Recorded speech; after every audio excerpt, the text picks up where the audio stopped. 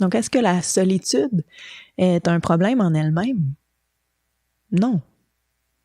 Elle devient notre problème si on la ressent comme étant désagréable.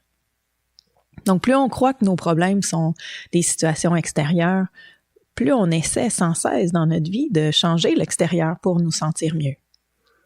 Donc, qu'est-ce qu'on va faire si on est seul chez soi un vendredi soir et qu'on ressent la solitude? On pense qu'on a le problème de la solitude. On va essayer de se trouver quelque chose à faire. On va peut-être essayer d'appeler quelqu'un. On va peut-être essayer de se trouver un film à regarder ou aller sortir à quelque part pour pas se retrouver seul chez soi.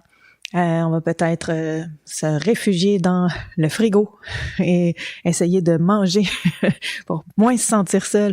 On a toutes sortes de façons de chercher des solutions à ces sensations désagréables qui se trouvent à l'intérieur de notre esprit, mais par des moyens extérieurs.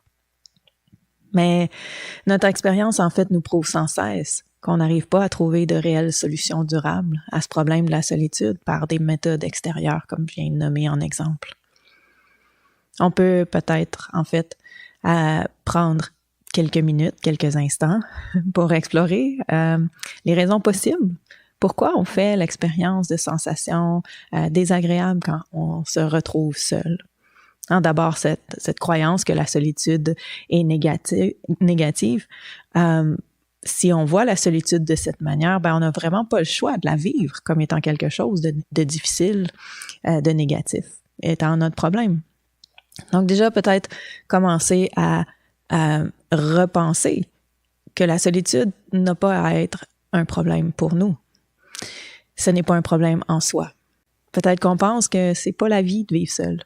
C'est certainement pas une vie heureuse d'être seul.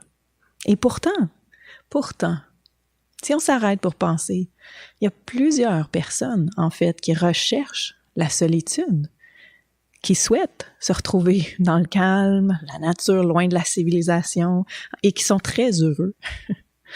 Je pense à mon enseignant, Geshe Kelsang Gyatso, qui a médité pendant plus de 10 ans dans les montagnes, à la frontière du Tibet et du Népal, si je m'abuse.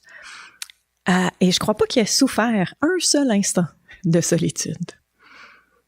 Et on connaît tous des gens très misérables en couple. Donc, on le sait, tous dans notre propre expérience. C'est pas parce qu'on est avec d'autres qu'on ne se sent pas seul, non plus. On peut être entouré de gens, mais se sentir profondément seul.